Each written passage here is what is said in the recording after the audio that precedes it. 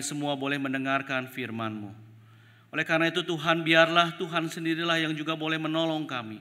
Bukakanlah hati kami selebar-lebarnya Tuhan, supaya kami bisa menerima firman Tuhan. Dan cerahkanlah pikiran kami, supaya kami yang lemah ini boleh memahami apa yang Tuhan kehendaki di dalam pemberitaan firman Tuhan pada pagi hari ini. Menolong kami untuk kami boleh terus bertumbuh di dalam Tuhan. Maka Tuhan, berkuasalah Tuhan atas waktu ini. Berkuasalah atas ibadah dan mimbar ini Tuhan. Supaya nama Tuhanlah yang ditinggikan di dalam setiap perkataan yang disampaikan oleh hamba-Mu ini Tuhan. Dan setiap kami yang mendengarnya boleh mengalami kekuatan dari Tuhan.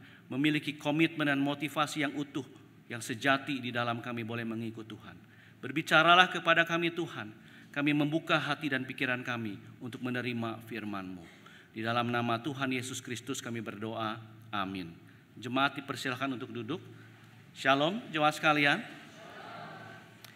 Ya, pada pagi hari ini kita kembali akan melanjutkan penguraian pemberitaan firman Tuhan bertemakan ibadah, dan pada pagi hari ini saya akan melandaskannya dari Keluaran 24 ayat 1 sampai 18. Mari kita membuka Keluaran 24 ayat 1 sampai 18. Saya akan membacakan untuk kita semua, silakan Bapak Ibu perhatikan. Saya akan membacakan dari Alkitab terjemahan edisi yang kedua. Keluaran 24 ayatnya yang pertama sampai ke-18, firman Tuhan berkata, "Berfirmanlah Allah kepada Musa, naiklah menghadap Tuhan engkau dan Harun, Nadab dan Abihu, dan 70 orang dari antara orang tua-tua Israel, dan sujudlah menyembah dari jauh. Tetapi hanya Musa sendiri yang boleh mendekat kepada Tuhan, yang lain tidak boleh mendekat, dan bangsa itu tidak boleh naik bersamanya. Lalu Musa datang dan memberitahukan kepada bangsa itu segala firman Tuhan dan segala peraturan. Seluruh bangsa itu menjawab dengan suara bulat, segala firman yang telah diucapkan Tuhan itu akan kami lakukan." Musa menuliskan segala firman Tuhan itu. Keesokan paginya ia mendirikan mezbah di kaki gunung itu dan 12 tugu sesuai dengan ke-12 suku Israel. Kemudian ia mengutus orang-orang muda dari bangsa Israel supaya mereka mempersembahkan kurban bakaran dan menyembelih lembu-lembu jantan sebagai kurban keselamatan kepada Tuhan. Sesudah itu Musa mengambil sebagian dari darah itu, dituangnya ke dalam bejana-bejana, sebagian lagi disiramkan kepada mezbah itu. Ia mengambil kitab perjanjian itu, membacakannya di hadapan bangsa itu, dan mereka berkata, "Segala firman Tuhan akan kami lakukan dan taati." Kemudian Musa mengambil darah itu dan menyiramkannya kepada umat serta berkata, "Inilah darah perjanjian yang diikat Tuhan dengan kamu berdasarkan segala firman tersebut." Lalu Musa naik bersama Harun, Nadab dan Abihu serta 70 orang dari orang tua-tua Israel. Mereka melihat Allah Israel, kakinya bertumpu pada sesuatu yang seperti lantai dan dari batu lazwardi, dan yang terangnya seperti langit yang cerah. Tetapi ia tidak melayangkan, yaitu Allah tidak melayangkan tangannya terhadap pemuka-pemuka Israel. Mereka memandang Allah lalu makan dan minum. Tuhan berfirman kepada Musa, "Naiklah menghadap aku ke atas gunung dan tunggulah di sana. Aku akan memberikan loh batu berisi hukum dan perintah yang telah kutuliskan untuk diajarkan kepada mereka." Lalu bersama Yosua abdinya Musa naik ke gunung Allah itu. Tetapi kepada tua-tua itu ia berkata, "Tunggulah di sini sampai kami kembali kepadamu. Bukankah Harun dan Hur ada bersamamu? Siapa yang punya perkara, pergilah menghadap mereka." Pada waktu Musa mendaki gunung, awan menutupi gunung itu. Kemuliaan Tuhan bersemayam di atas gunung Sinai, dan awan menutupi gunung itu selama 6 hari. Pada hari ke-7 ia memanggil Musa dari dalam awan itu. Di depan mata orang Israel, kemuliaan Tuhan di puncak gunung tampak seperti api yang menghanguskan. Musa masuk ke dalam awan dan terus mendaki gunung itu. Ia berada di atas gunung itu 40 hari dan 40 malam. Sedemikian jauh pembacaan firman Tuhan. Saudara, kalau saudara perhatikan, ini adalah gambar Dewi Kuan Im yang sedang naik naga, saudara ya. Siapa Dewi Kuan Im? Dewi Kuan Im adalah sosok yang dipuja, yang disembah oleh agama Tridharma, ya, Taoisme, Konghucu dan Buddhisme dari Tiongkok. Nah, gambar ini katanya merupakan hasil jepretan seseorang yang sedang naik pesawat. Jadi pada dasarnya awalnya dia ingin memotret awan, tapi pas dicetak hasilnya adalah gambar ini yang muncul. Jadi gambar ada foto gambar Dewi Kuan Im sedang naik naga di awan-awan. Wah, foto ini gempar sekali. Saya masih ingat waktu itu saya masih berusia, ya saya kelas 6 SD. Itu mungkin sekitar tahun 85-86. Waktu saya masih tinggal di Jakarta, waktu saya mau pulang dari daerah Toko 3. Saya pulang naik beca, mau naik beca. Pas waktu itu memang sudah malam, banyak orang yang menjual Dewi Kuan Im naik naga, ada Dewi Kuan. Jadi sangat ramai dan saya sempat melihat foto itu. Nah, karena saya masih SD, saya pun agak gentar melihatnya, dan pas pulang naik beca, ya beca zaman dulu kan di Jakarta kan nggak ada tutupnya ya. Saya nggak berani menatap ke langit karena takut. Pas saya lihat beneran ada Dewi Kuan Im naik naga. Nah, saudara, ternyata setelah waktu berlalu, ternyata foto ini adalah hasil editan dari seseorang. Dan kita tahu waktu itu kan tahun sekitar 1985, teknologi belum secanggih sekarang ya. Jadi banyak orang yang percaya bahwa itu benaran adalah Dewi Kuan Im naik naga. Bahkan disembah, ditaruh di tempat sembayang, saudara. Nah, saudara, orang-orang dunia kuno itu juga mempercayai ada 3 dunia sebenarnya yang ditinggal, yaitu dunia tengah, yaitu manusia, dunia bawah, dunia orang mati, dan dunia atas, yaitu tempat tinggalnya Tuhan atau tempat tinggalnya para dewa-dewi, menurut kepercayaan yang diakui pada waktu itu. Nah, saudara sekalian, yang ingin saya sampaikan adalah lewat kisah ini adalah sesuatu yang datangnya dari atas itu selalu mengagumkan, tetapi juga menggentarkan, saudara. Banyak orang itu percaya kalau yang datang dari atas itu adalah yang supranatural, dia adalah penguasa langit. Nah, pada pagi hari ini kita juga akan merenungkan satu bagian yang mengisahkan perjumpaan umat Israel dengan Allah melalui perjumpaan di Gunung Sinai.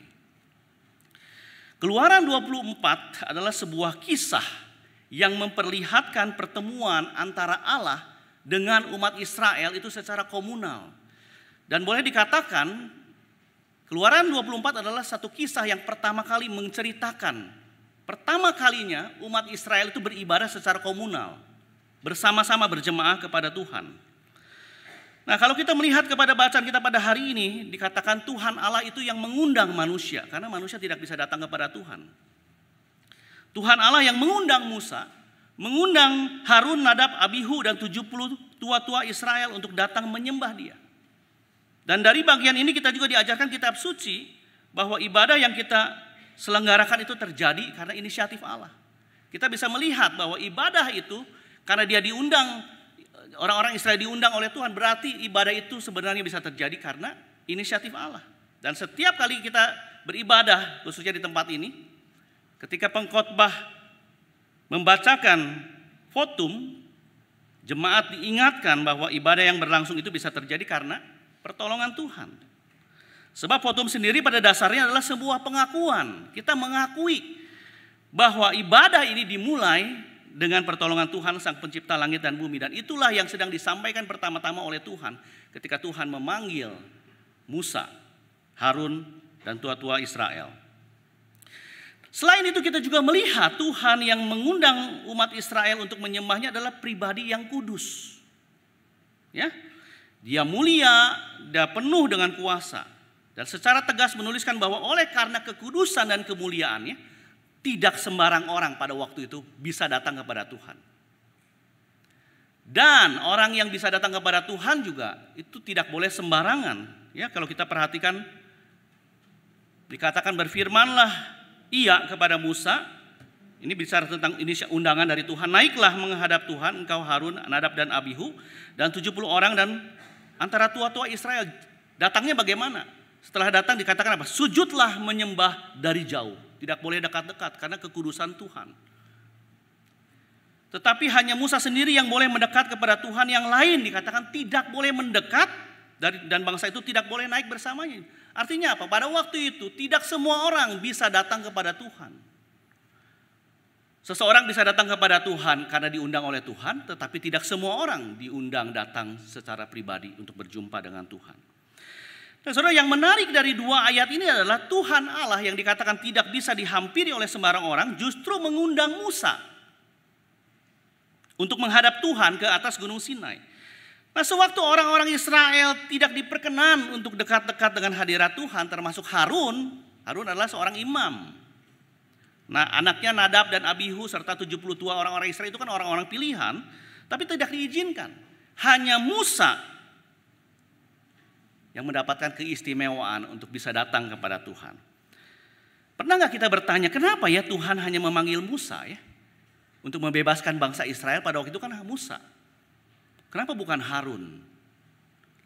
Dan sekarang juga sekali lagi Tuhan hanya memanggil Musa untuk mendekat lebih dekat lagi kepada Tuhan, itu cuma Musa. Mengapa tidak termasuk Harun? Nah, kitab suci memang tidak memberikan penjelasan secara terperinci. Mengapa hanya Musa yang dipanggil untuk mendekat? Ya, tidak dikisahkan. Apakah Tuhan memilih Musa karena Musa lebih baik dari semua orang Israel yang ada?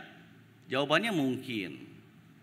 Tapi Alkitab juga menulis, dikatakan Musa tidak pandai berdiplomasi. Dia nggak bisa jadi duta Allah waktu itu. Dia berkata, aku berat lidah Tuhan. Artinya Musa itu nggak pandai berkomunikasi, tidak pandai berpidato, tidak pandai berdiplomasi.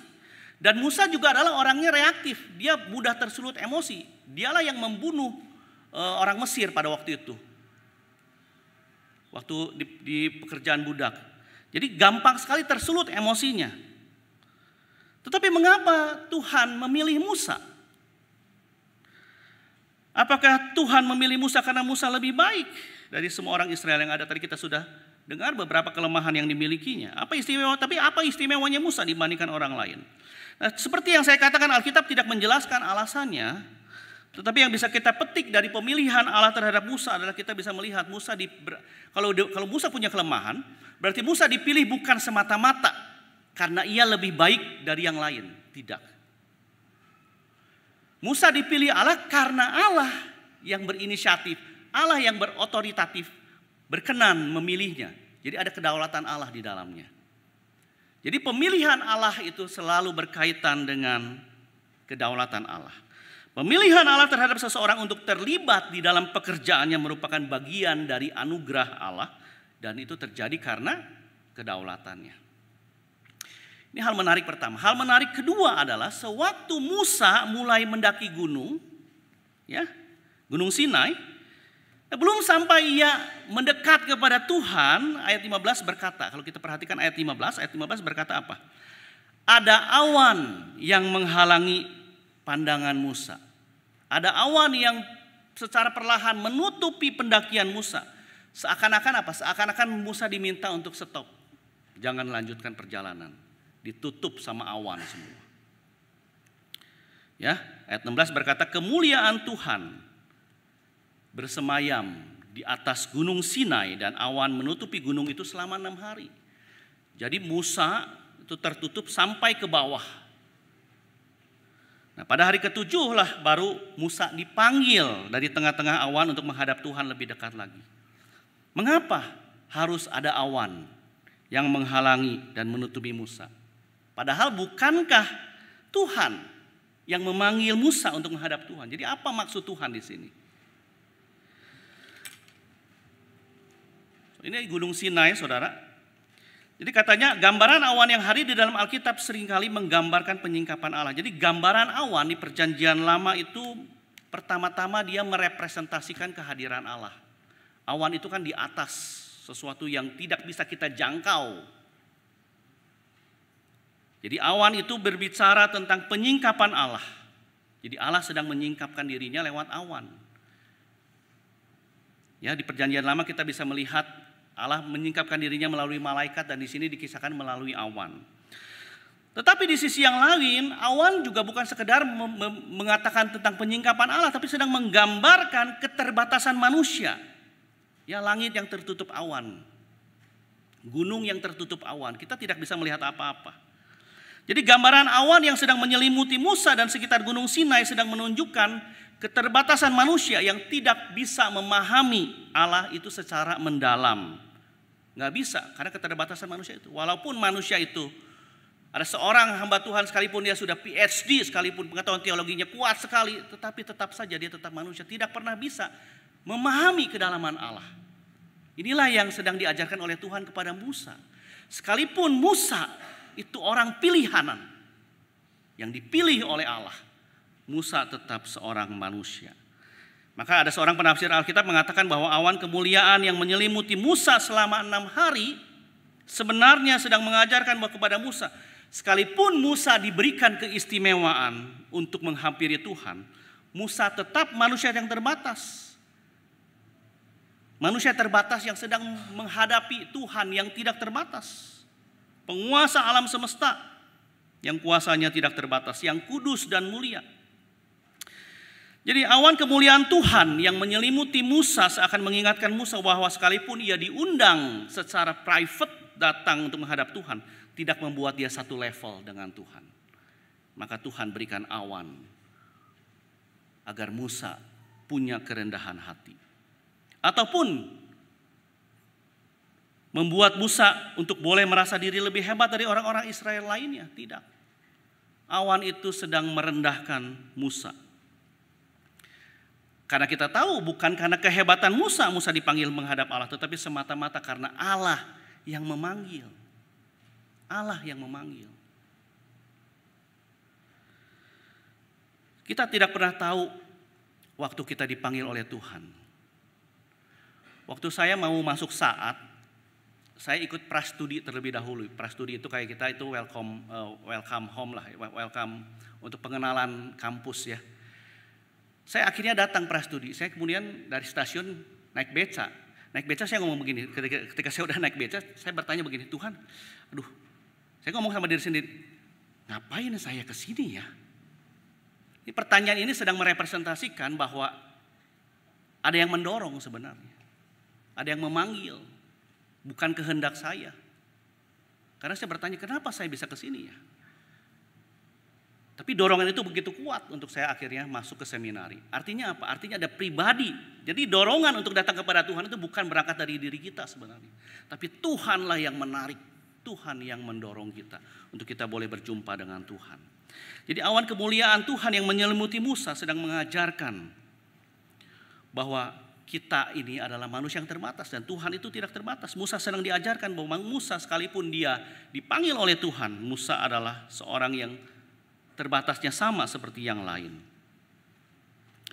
Kita tidak pernah bisa datang kepada Tuhan dengan usaha kita sendiri sampai Tuhan datang kepada kita dan menyingkapkan dirinya kepada kita. Inilah yang dikerjakan oleh Yesus. Buat apa Yesus datang ke dalam dunia? Tujuan Yesus datang ke dalam dunia adalah untuk menyingkapkan Allah kepada manusia. Sehingga kita yang di bawah, kita gak bisa nyampe ke atas, yang di atas harus turun ke bawah. Supaya bisa kita kenal Allah di dalam pribadi Yesus. Nah saudara sekalian, sewaktu kita memikirkan pemilihan Tuhan terhadap diri Musa, saya ingin kita mengaitkannya juga dengan pemilihan kita sebagai orang-orang percaya. Apakah ada di antara kita yang terpikir, kalau saya atau kita bisa percaya kepada Yesus, kemudian kita datang ke gereja ini untuk menyembah Tuhan, memberikan persembahan, melayani Tuhan, itu adalah karena saya baik. Karena kita ini orang baik. Apakah ada di antara kita yang berpikir seperti itu? Bahwa kita ini diselamatkan jadi orang percaya karena saya memang orang baik. Saya nggak pernah berlaku jahat kepada orang lain. Saya tidak pernah menjahati orang lain. Apakah Tuhan memilih kita karena kebaikan kita? Jawabannya tidak, saudara. Maka Alkitab juga mengkonfirmasi. Efesus 2 ayat 8-9 berkata, sebab karena anugerah kamu diselamatkan oleh iman. Kenapa harus diselamatkan oleh iman?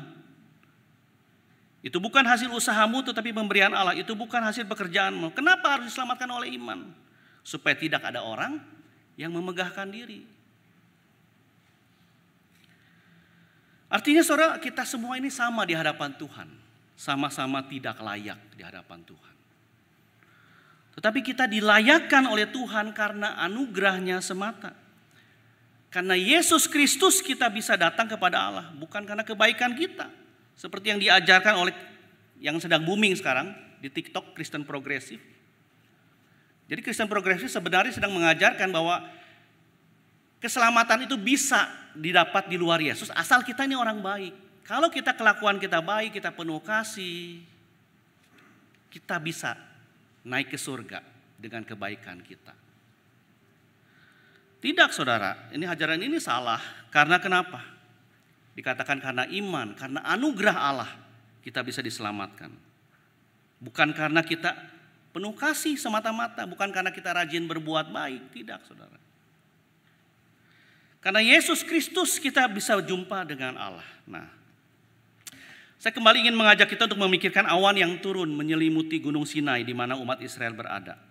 Nah, awan kemuliaan Allah yang turun menyelimuti Gunung Sinai di dekat umat Israel itu menunjukkan apa saudara? Menunjukkan sekarang Allah berinisiatif hadir. Tadi kita sudah belajar awan itu berarti berbicara tentang kehadiran Allah. Allah yang menyingkapkan diri, ada inisiatif dari Allah. Dan sekarang dikatakan awan itu turun.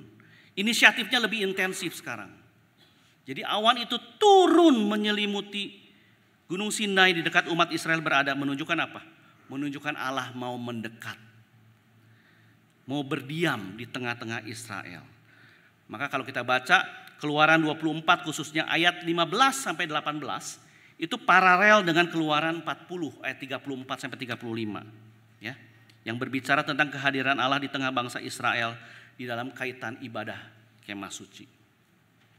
Kalau tadi kita lihat waktu Musa mau naik gunung dikatakan awan menyelimuti Musa, menyelimuti gunung itu sehingga Musa nggak bisa datang kepada Allah.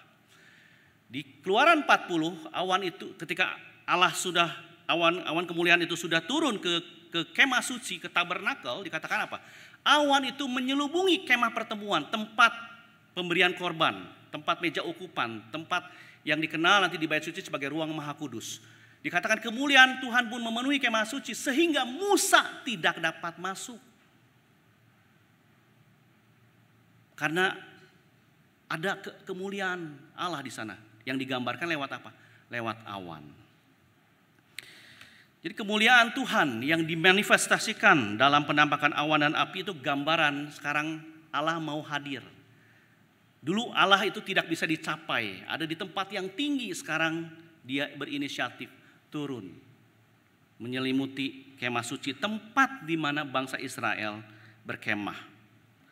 Jadi turunnya awan yang menutupi kemah suci itu mengajarkan bahwa Allah sendiri sekarang yang bertindak, yang mau menguduskan kemah suci dan menjadikannya sebagai tempat berdiam. Jadi Allah lah yang mau berdiam. Jadi umat Israel bukan semata-mata umat Israel membuat kemah suci supaya Allah berdiam, tidak. Tapi Allah yang mau berdiam maka memerintahkan umat Israel untuk membuat kemah suci supaya Allah bisa ada di tengah-tengah bangsa Israel. Jadi sebagaimana Musa memasuki awan di Gunung Sinai untuk bertemu Tuhan, demikian juga di ibadah tabernakel, bangsa Israel akan bertemu Tuhan melalui awan yang menutupi tabernakel. Jadi orang Israel nggak bisa masuk, tapi dia akan melihat ada awan. Awan itu menggambarkan kehadiran Tuhan.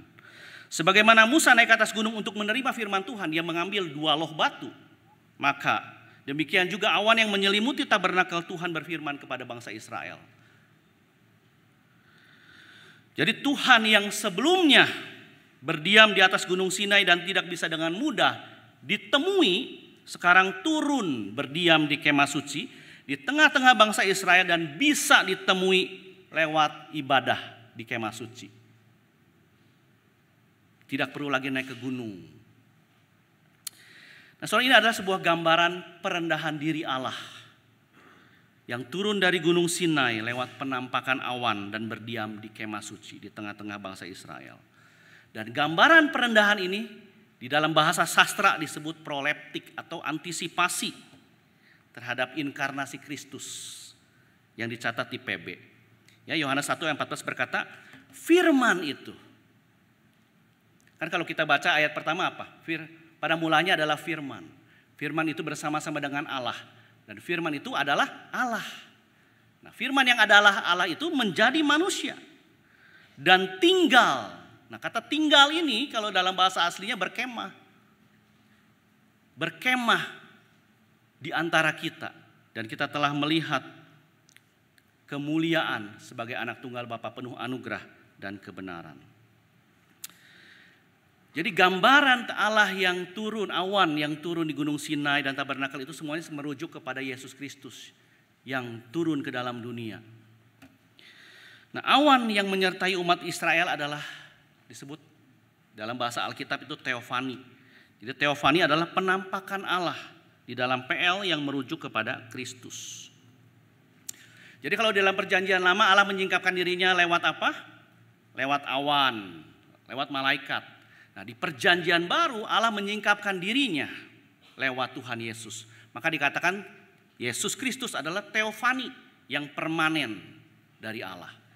Ya, Yohanes 14 ayat ke-9 berkata, siapa yang telah melihat aku, kata Yesus, ia telah melihat Bapa. Karena Yesuslah yang menyingkapkan diri Allah kepada manusia. Jadi seperti awan yang turun menyelimuti kemah suci, Kristus adalah Allah yang berinisiatif turun ke dalam dunia menyatakan dirinya dan berkemah dengan kita. Nah, seorang penafsir bernama Poitres dalam bukunya yang berjudul Teofani mengatakan salah satu tujuan dari teofani, kenapa Allah menampakkan dirinya, adalah untuk mengingatkan kita bahwa Allah itu adalah pusat dari Alkitab. Allah itu adalah pusat dari iman Kristen. Dan dalam konteks ibadah yang kita lakukan sampai hari ini, Allah adalah pusat dari ibadah. Allah adalah tokoh utama dalam ibadah Kristen. Maka dari itu dialah yang mengundang kita, karena tokoh utamanya Kristus adalah Allah. Dan Allah mengundang kita untuk kita boleh datang kepada Tuhan. Jadi sebagaimana dalam kitab suci Allah berdiam di tengah-tengah bangsa Israel dan menjadi pusat penyembahan orang Israel, demikian juga di dalam ibadah Kristen Allah hadir di antara kita. Maka konsekuensinya atau signifikansinya dia harus menjadi pusat penyembahan dari kita.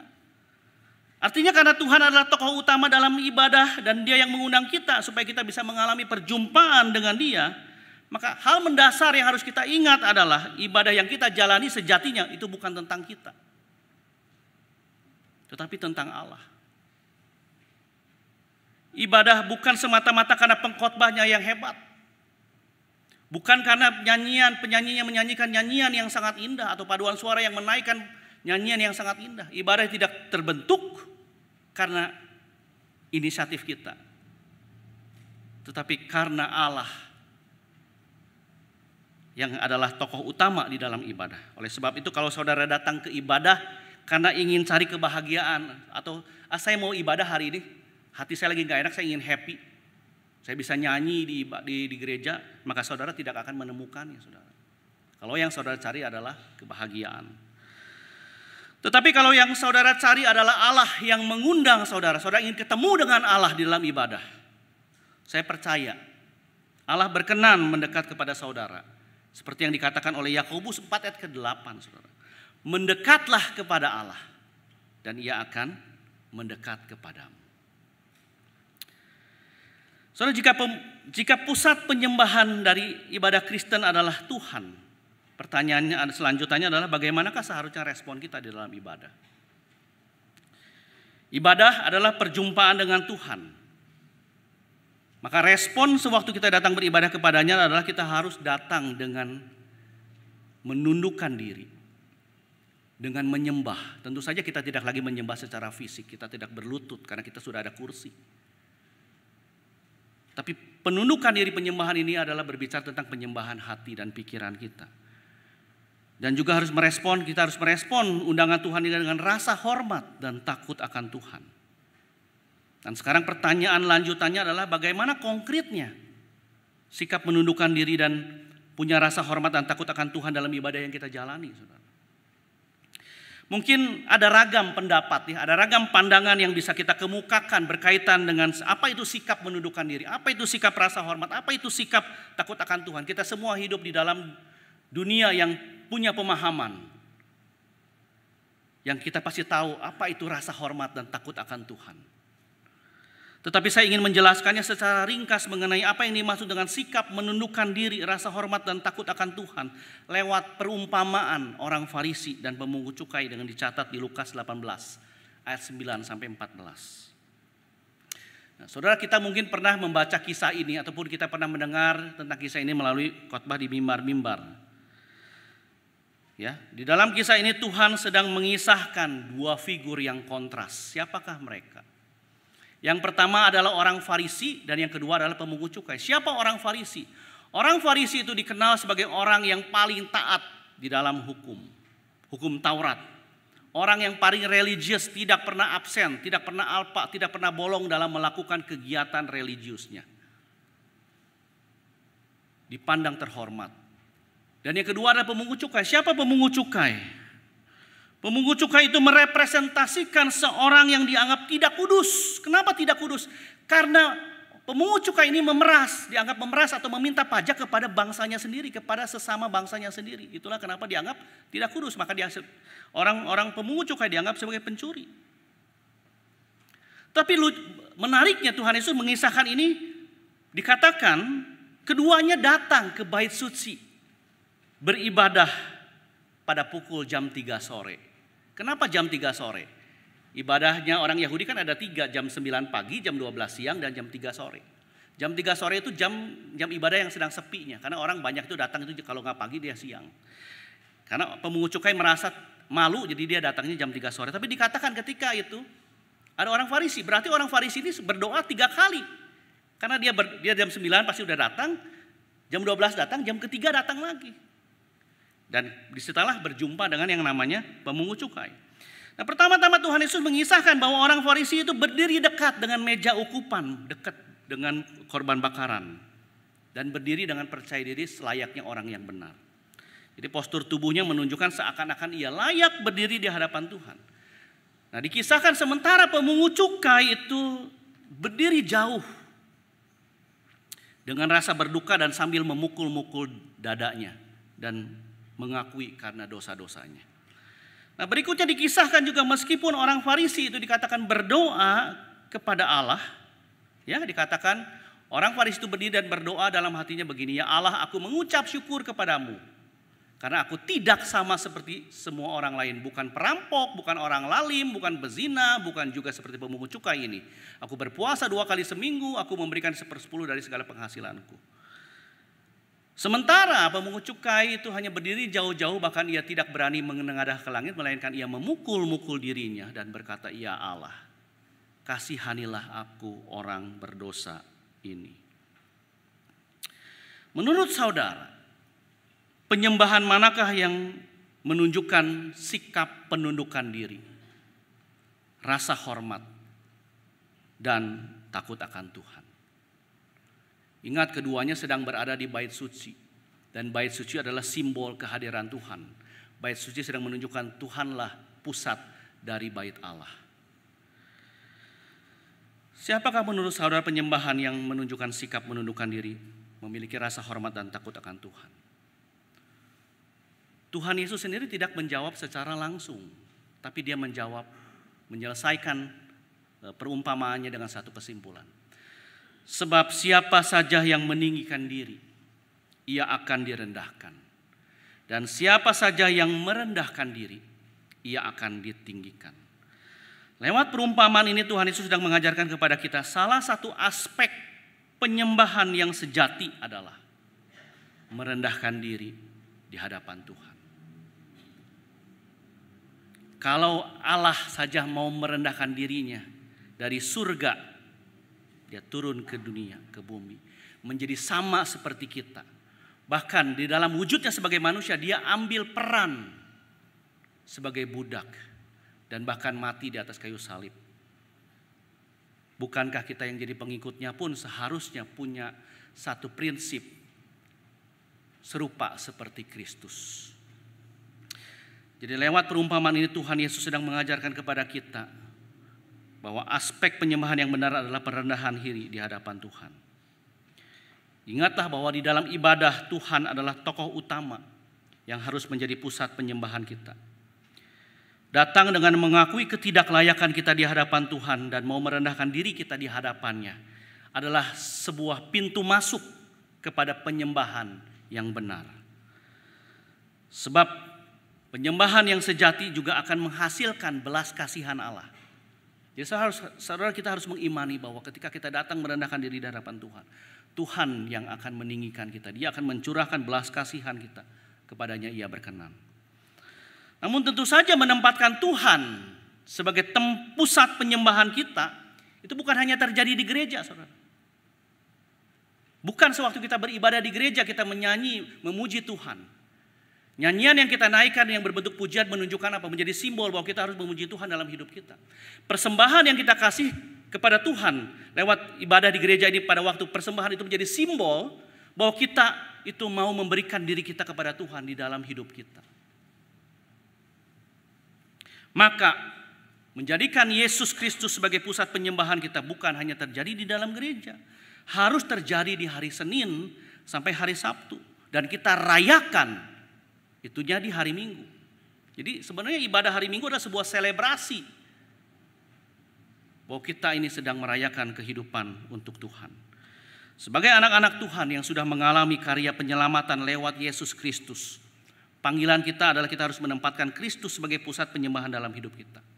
Kita harus punya prinsip coram Deo dalam menjalani hidup kita. Apa itu coram Deo? Coram Deo artinya adalah hidup seakan-akan aku hidup di hadapan Tuhan. Itu coram Deo, di hadapan Tuhan. Jadi marilah kita menjalani kehidupan kita seperti kita sedang hidup di hadapan Allah. Itulah yang dikatakan Rasul Paulus juga di Kolose 3 ayat 23. Apapun yang kamu perbuatlah semuanya seperti untuk Tuhan. Apapun yang kita kerjakan, apapun yang kita pikirkan, dari cara berpikir, atau dalam kita memutuskan sesuatu, atau apapun yang kita lakukan, di rumah, di pekerjaan, dimanapun, marilah kita lakukan dengan kerangka pikir, menundukkan diri di hadapan Tuhan. Punya rasa hormat kepada Tuhan dan punya rasa takut akan Tuhan. Dan percayalah saudara, saudara akan mengalami damai sejahtera. Saudara akan mengalami belas kasihan Allah. Belas kasih Allah dan damai sejahtera senantiasa tercurah ke dalam orang-orang yang mau hidup merendahkan diri di hadapan Tuhan. Amin. Mari kita berdoa. Tuhan, terima kasih Tuhan. Untuk sekian kalinya kami mau datang kepadamu mengucap syukur untuk berita firman Tuhan yang Tuhan sudah sampaikan lewat mimbar pada pagi hari ini. Kami bersyukur kalau kami bisa dipilih dari antara orang banyak di dunia ini mengenal Tuhan. Ketika kami boleh melihat ada begitu banyak orang di luar sana yang menyia-nyiakan hidupnya. Tetapi kami boleh ada di tempat ini.